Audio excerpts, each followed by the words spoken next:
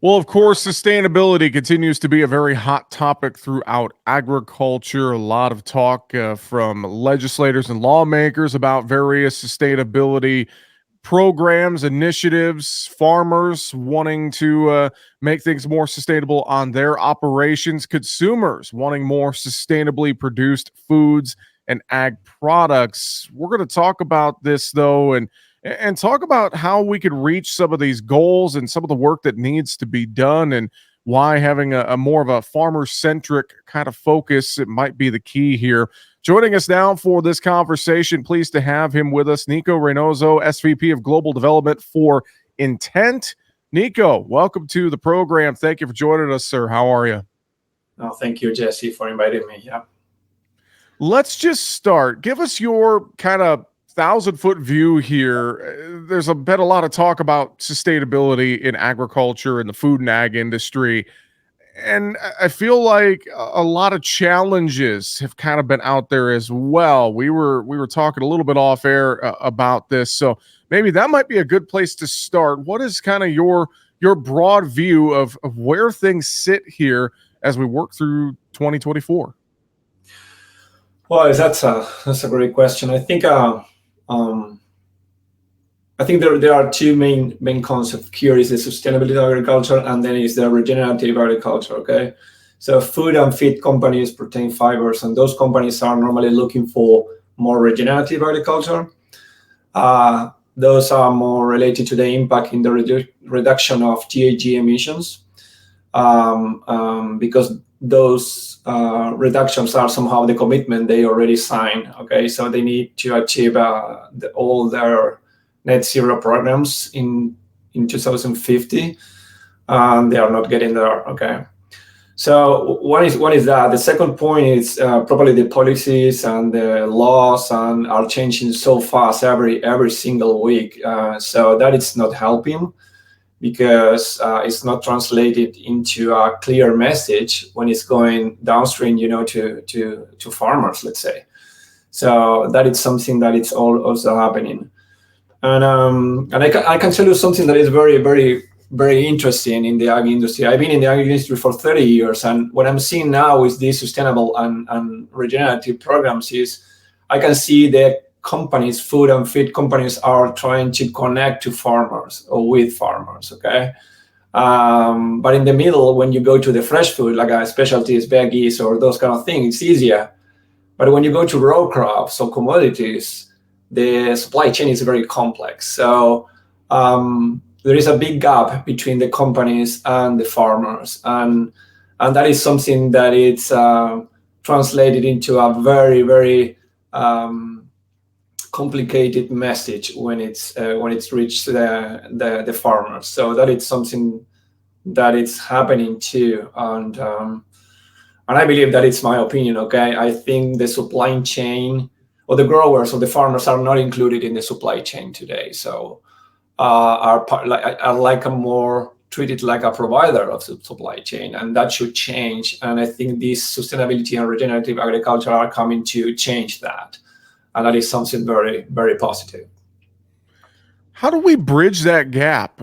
Talk about that. Should this be, we think about the regulations changing every day. Your point there about the gap between farmers and companies.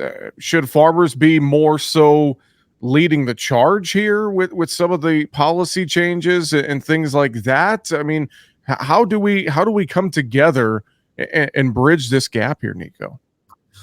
Well, I think farmers should take the benefits of all these programs at farm level, at field level, and also at economical level, okay, or financial level. So I don't know if they need to be involved in those kind of messy regulation changes in the European community, in California, in the States, in Brazil, or whatever, China. Okay, when it's about that. I think that it's a battle that it's somehow fight by the big corporations. Okay, I think growers should be very concentrated in try and in somehow try to really understand what is exactly the effort they are asking for, if there is some extra effort, and how much is compensated for doing that. I think that is the battle of the farmers. I truly believe the benefits are very important, but I don't think the farmer should be involved in that kind of regulations or things. I think farmers need to demand for the companies who are coming with the program to explain a little bit better. Okay. That is somehow but of course the grower associations are very important. Of course the NGOs that represent farmers are very important, but they should also work on that stage, but not the farmer. The farmer should focus on their farm because there are a lot of benefits in field. Well, thinking about that at the farm level, farmers obviously they have to one, focus on and look at the different practices that align with some of these changes and goals, et cetera, for sustainable agriculture or regenerative agriculture. But I know on top of that, tracking all of this is going to be a big key for farmers, collecting that on farm data. And I know that's an area where you guys at Intent can help farmers with collecting a lot of that on farm data just to showcase the work they're doing, so to speak, make sure that they have everything on record, et cetera, et cetera. So talk about that aspect a little bit for us, Nico. Oh, that's a good question. So in Intent, we're a farmer-centric company that connects farmers with those companies. We are trying exactly to reduce that gap, okay, between the companies, the message, the programs, the incentives with the farmers, and we are at the farmer side,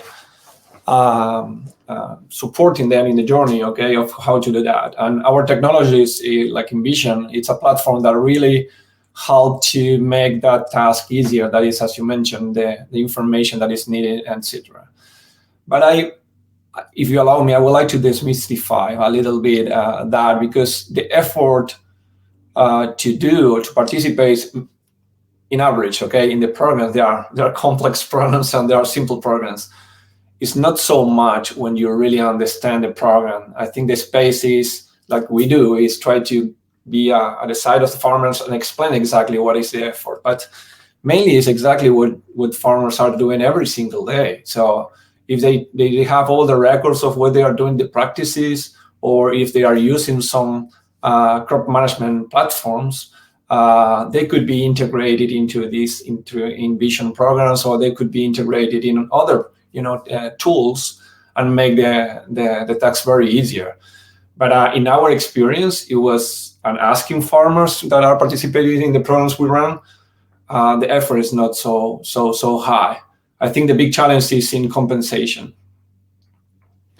I wonder too, when it comes to collecting on-farm data, maybe we can talk about this, go down this rabbit hole a little bit here. I think some farmers have been hesitant to adopt certain technologies to help them on the farm. They're worried about who owns their data, things like that. Just the way things have changed so much here throughout the world in the last 10 years, even. But then again, farming and agriculture nowadays, it's not like it was in the 70s and 80s. It's definitely changed. And there's a lot of these tools that could be very beneficial on the farm, right, Nico? Yeah, exactly. I think most of the technologies, the tools are taking in consideration the data ownership, or the data, let's say, caring. Okay, I think that is most of the technology are in compliance on that. It shouldn't be a problem there, but for sure it's something that the farmers need to ask and really explore on that. In our case, it's completely safe on that point of view. But I think it's part of the how can I say, the trial part. Okay, try to explore. There are plenty of pilots around there, so farmers don't need to jump into a big program with a lot of things if they are not sure. Okay, I think they need to participate in the trials programs. They need to participate in the pilot programs and really understand which are the benefits that we can talk if we have time, but about the three main benefits that you can find in this kind of sustainability program practices. Yeah, please do. I mean, what are those benefits? How do you see those laid out? So normally at farm level, we mainly focus in agronomic aspect. Okay, so if you really apply sustainability practices, they are not so rocket science, and that's also very important to say. Sometimes it means like a wow, some big change, but there are no tillage practice or minimum tillage. They are reducing or replace, the chemical nitrogen by biologicals. They are cover crops, usage, and then couch exploring in order to make more yield, okay, on those things. If you take those 4 main variables I just mentioned to you in row crops, you will have the 85% of the results. So that's the agronomic aspect. So and they have a lot of benefits in soil health, organic matter. It has a lot of biodiversity that makes somehow the nutrients you apply more available for plants, and makes all the kind of process that it's down on the floor somehow working for you. And of course there is an environmental benefit. So those are the 3 main topic: agronomic, then sorry, the 3, I didn't mention the third one, the environmental part, and the economic and financial plan. That is very important. So farmers are paid to do this, okay, and they are incentivized, which is the big challenge there. It's very messy, the message, okay. So some programs are paying something, some others are paying another things, and they're asking for the same. So it is messy. We know that, and that is our role as intent to reduce that kind of confusion. But I think there is an economical really benefit, and a financial one, because there are a lot of federal taxes, incentive too. So when you stack all the benefits from the private sector plus the public one, well, you are reducing a lot of the economical risk on your farm. So imagine a drought like last spring, if you have those kind of programs, well, you could have a very, very different,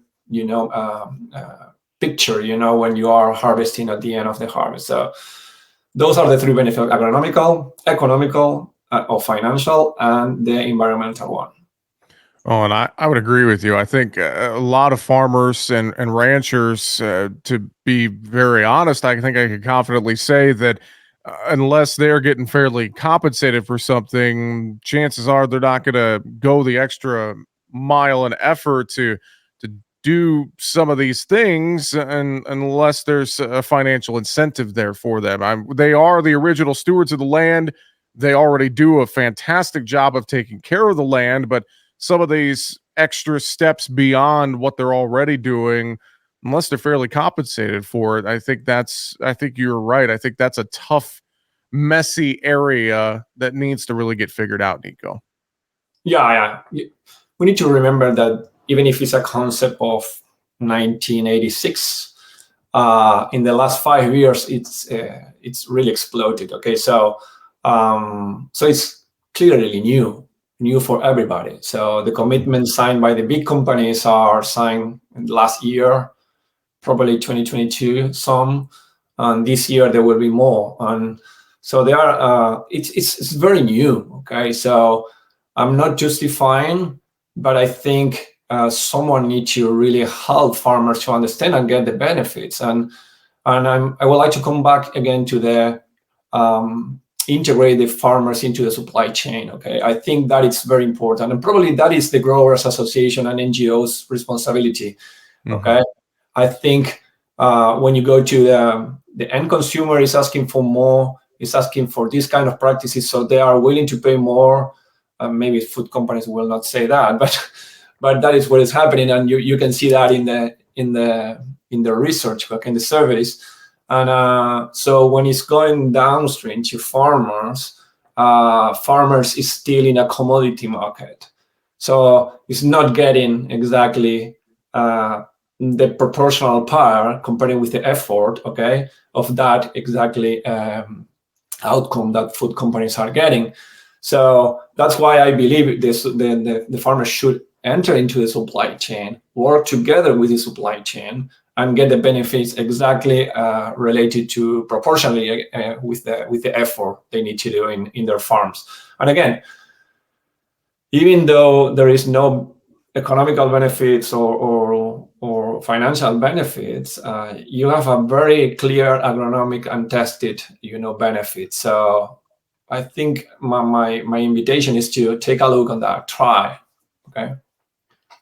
Well, Nico, a great conversation here today. I know folks can learn more intent.ag, intent.ag, as they learn more about your guys' company and all the work you do to help farmers with all of these different opportunities, programs, and more that are out there.